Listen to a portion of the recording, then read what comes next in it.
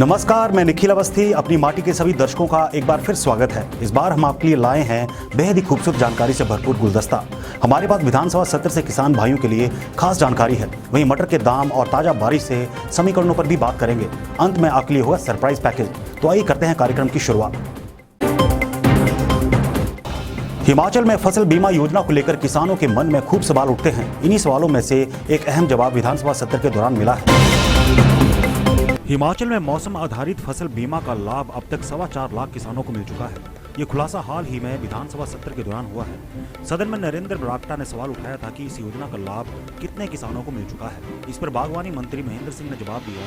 उन्होंने बताया कि ये योजना 1 अप्रैल 2016 से शुरू हुई थी। इसमें 2019 से 20 तक 4,24,311 बागवान लाभान्वित हुए हैं। जो बीमा कंपनियों द्वारा प्रीमियम दिया जाता है, उस राशि का 5% किसान को देना होता है। 50-50 केंद्र व राज्य सरकारें देती है। कृषि विभाग को 31 जनवरी 2021 तक कुल 15.41 करोड़ प्रीमियम दिया जाता है। इसमें रबी की फसलों का ही बीमा किया जाता है। हिमाचली मटर की अक्सर देश भर में डिमांड रहती है। पहाड़ के मटर की मिठास उसे मैदानों की फसलों से अलग बनाती है।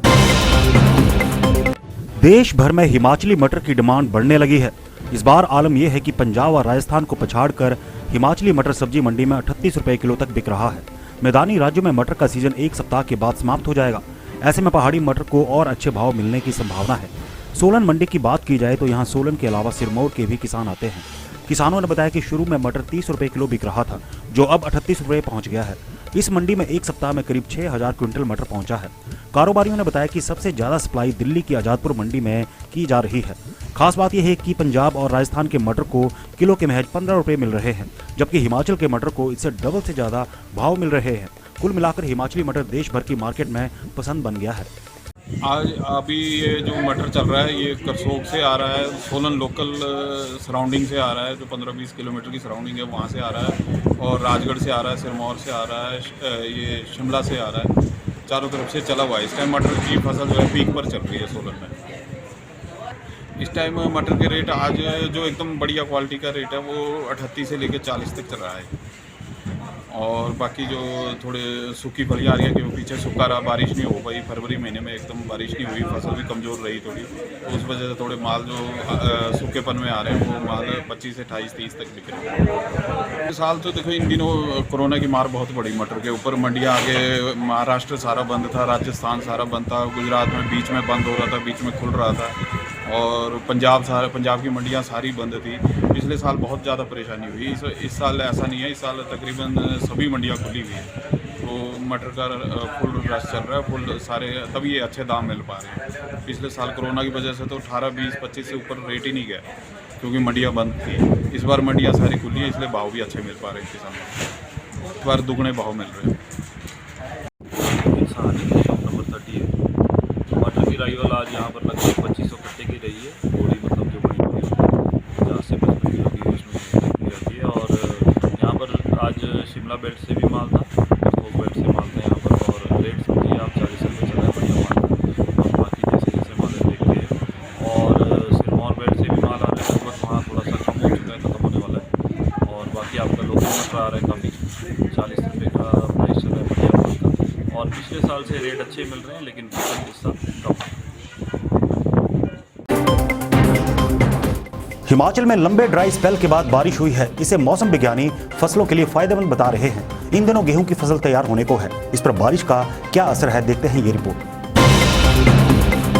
पालमपुर में हुई 3 बारिशों ने किसानों और बागवानों में उम्मीदें तो जगाई हैं। इसे चंगर और पलम इलाकों में गेहूं समेत अन्य नकदी फसलों पर अच्छा असर हुआ है। इसी की पड़ताल के लिए हमारे सीनियर जर्नलिस्ट जयदीप रेहान ने डॉक्टर प्रदीप कुमार से बात की। डॉक्टर प्रदीप कुमार जीव विज्ञान स्कूल केंद्रीय विश्वविद्यालय धर्मशाला में डीन है।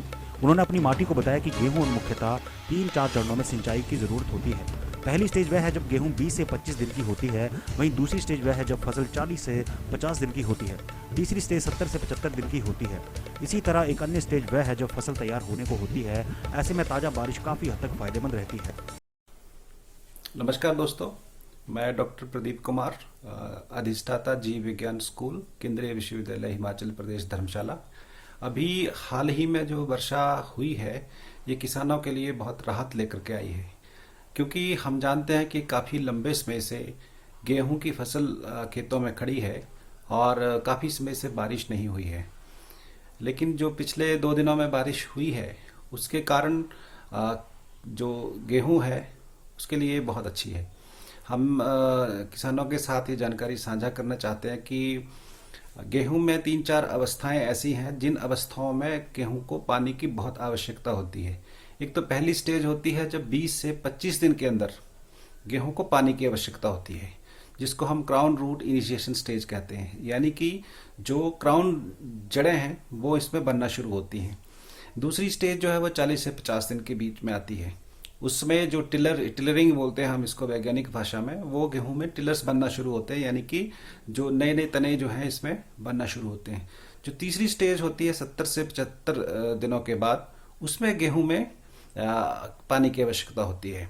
तो ये विभिन्न अवस्थाएं हैं गेहूं की फसल की, उनमें विभिन्न अवस्थाओं में अलग अलग पानी की जरूरत रहती है।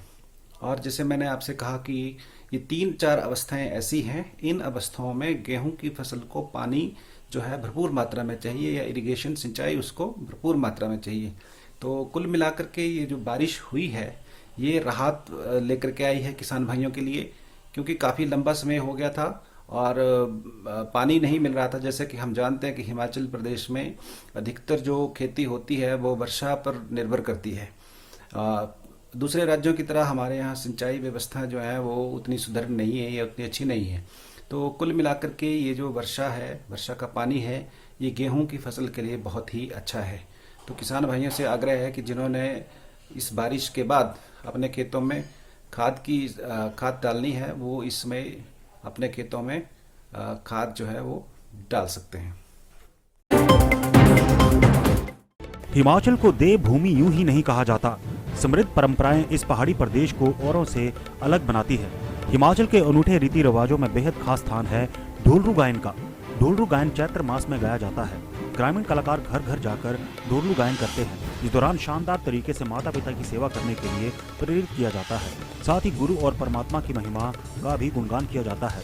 गांव में लोग बड़े चाव से इसे सुनते हैं। तो आइए सुनते हैं कांगड़ा घाटी के ढोलरू वादन, जिसे अपनी माटी के दर्शकों के लिए रिकॉर्ड करके भेजा है हमारे संवाददाता बाबू राम ने।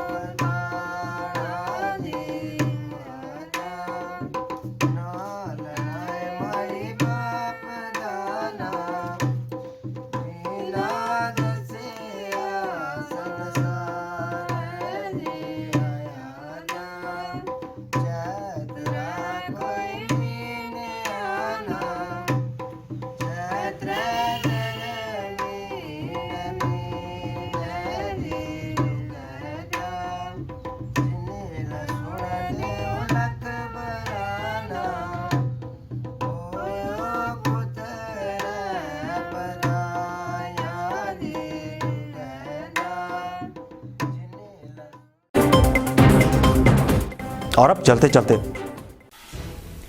बारिश के बाद सेब के बगीचों में स्कैब पनपने की आशंका, एक्सपर्ट ने दी छिड़काव की सलाह। मंडी जिला के सरका घाट और धर्मपुर में सूखे से गेहूं बर्बाद, किसानों ने मांगा मुआवजा। बल में राइट बैंक सिंचाई प्रोजेक्ट ने पकड़ी रफ्तार, बग्गी से लेकर बहना मलोरी तक गर्मी में होगी आसानी।